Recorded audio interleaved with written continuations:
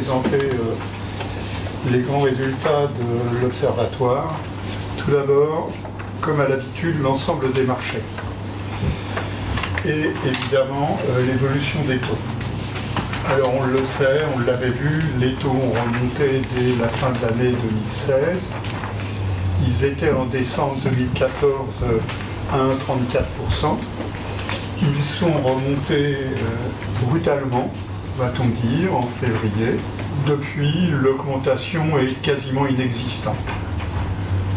1,56% en avril, 1,56% en mai, 1,57% en juin. Finalement, ils sont encore en retrait de 4 points de base par rapport à juin 2016. Mais avec une différence fondamentale qui est rappelée, c'est que en juin 2016, nous étions sur un rythme d'inflation à 0,2%.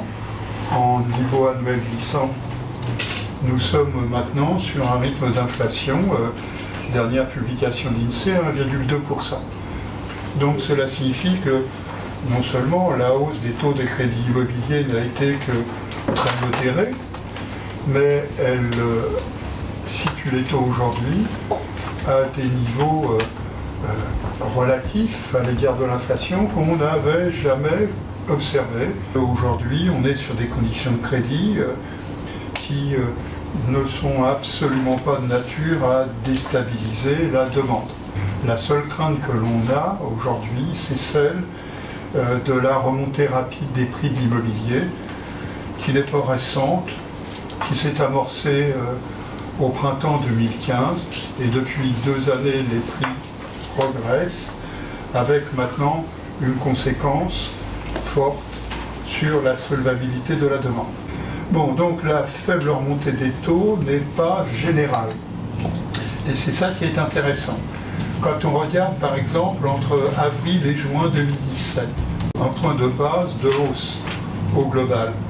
C'est ce que l'on observe sur les prêts à 15 ans. Mais en fait, une diminution des taux sur les produits phares, taux fixe à 20 ans, 2 points de base de baisse, taux fixe à 25 ans, 2 points de base de baisse. Donc en réalité, ce que l'on a observé, ce n'est pas une remontée des taux, c'est une déformation de la structure de la production. Quand on regarde, quand on affine et que l'on sépare les 4 groupes, donc 4 groupes, 25% de la clientèle sur chacun des groupes. Premier groupe, ce sont les clientèles qui bénéficient des conditions les meilleures, apport personnel, qualité des ménages concernés, nature des opérations financées, etc. Sur des durées fixes 25 ans, on est à 1,54. Mais si on prend le 4e groupe, qui sont les ménages aux conditions les moins bonnes, taux d'apport personnel bas, etc., à 2,21.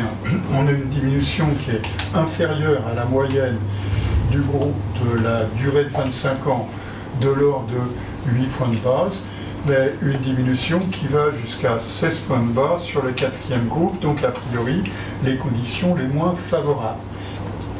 Maintenant, à côté de cette évolution des taux, on est sur des durées qui se sont allongées.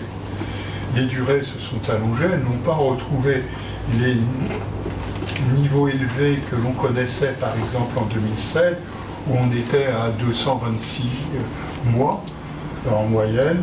On est aujourd'hui en moyenne à 215 mois, c'est-à-dire tout de même en augmentation depuis la fin de l'année 2016. Cela signifie que les conditions de crédit sont meilleures aujourd'hui qu'elles pouvaient l'être en 2016 à la même époque. Bon, maintenant, il est évident que ces conditions de crédit et les durées ne sont pas les mêmes selon qu'on considère, par exemple, l'accession dans le neuf et l'accession dans l'ancien. Traditionnellement, les durées sont beaucoup plus longues pour les projets en accession et encore plus longues pour les projets en accession dans le neuf. C'est ce qu'on vérifie encore une fois. Maintenant, pour en finir avec ces conditions de crédit, on distingue au sein des accédants à la propriété les tranches de durée en fonction de l'âge des emprunteurs. Et on voit que la part de la production à plus de 25 ans est de 25,7%. Nous sommes à 57,4% à plus de 20 ans. Maintenant, regardons deuxième trimestre 2017. Si on prend les moins de 35 ans, qui sont faiblement dotés dans l'apport personnel, on le sait, blablabla, ce qu'on dit toujours, nous sommes à 34,2% d'une durée au moins égale à 25 ans. Et si on prend les durées de plus de 20 ans, nous sommes à 67,9%. On voit bien que ce sont ces catégories de ménages, les jeunes, moins de 35 ans, voire les 35-45 ans, qui constituent les gros du contingent des accédants à la propriété qui bénéficient des durées les plus longues. Et donc on est bien dans ce paysage que l'on a décrit rapidement précédemment, à savoir que les évolutions dans l'offre de crédit ont permis au cours des dernières années non seulement de relancer sans soutien public les marchés immobiliers à partir de 2015, puis d'amplifier et de maintenir un haut niveau d'activité au marché immobilier en facilitant la réalisation des projets des ménages jeunes, modestes et sans apport personnel. Il y a un revers de médaille dans tout cela. C'est que l'environnement macroéconomique en général et puis les fonctionnements des marchés en particulier viennent perturber ce beau paysage. Commençons par l'évolution des revenus des ménages. Depuis 3 ans, la progression des revenus des ménages qui réalisent des projets immobiliers est très modérée en comparaison notamment de l'évolution des coûts des opérations immobilières qu'ils réalisent. Plus 6,1% d'augmentation des coûts des opérations au premier semestre 2017 en glissement annuel, après 4,4% en 2016, c'est une progression qui ne peut pas ne pas avoir de conséquences. Bien sûr, l'apport personnel se redresse après 3 années, voire 4 années de dégradation.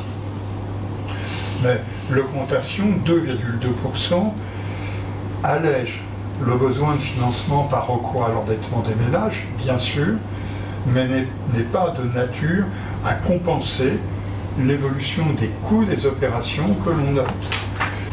Et pour synthétiser cela, on rappelle qu'au deuxième trimestre 2017, le coût relatif des opérations, qui est un des grands indicateurs que les organismes internationaux prennent comme référence, 4,08 années de revenus. Mais surtout, comparons-le à ce qui était il y a un an, 3,90 années de revenus. Mais une conséquence de tout cela, l'indicateur de solvabilité de la demande se dégrade. La dégradation de l'indicateur est rapide. Les évolutions seront très différentes suivant les marchés. Donc maintenant, regardons pour en finir avec l'ensemble du marché, la production. Nous le savons, nous avons eu un très bon premier trimestre, qui lui-même faisait suite à une fin d'année 2016 tout à fait exceptionnelle. Nous avons noté dès avril que la demande présentait des signes d'essoufflement. Nous voyons que le mois de juin, même s'il s'est légèrement redressé, n'est pas à la hauteur de ce qu'on connaît habituellement sur un mois de juin. Ce que l'on commence à voir sur les courbes, sur ma gauche, le total des prêts bancaires accordés, sur ma droite, le nombre de prêts bancaires. Et nous voyons bien que nous sommes sur une présomption de plafonnement, voire d'essoufflement. Au niveau annuel glissant, une production à plus 12,8%, nous ne pouvons qu'être satisfaits avec un nombre de prêts de plus 7%. Cela est très bon. J'attire l'attention sur cette comparaison. Si le rythme de la production progresse beaucoup plus vite, on va le retrouver au-delà, que le nombre de prêts, c'est parce que l'augmentation des coûts des opérations impose aux ménages un recours accru au crédit pour financer leurs projets. Certes, nous l'avons vu, l'apport personnel progresse, mais bien en deçà de ce que l'on constate sur le coût des opérations. Donc il est logique de constater que la production progresse beaucoup plus vite que le nombre de prêts accordés. Pour autant, on voit bien que nous sommes encore sur des rythmes qui sont des rythmes soutenus, même si la stabilisation de l'activité semble se profiler au regard de ses cours. Maintenant, on va voir que les analyses peuvent différer sensiblement suivant les marchés que l'on considère.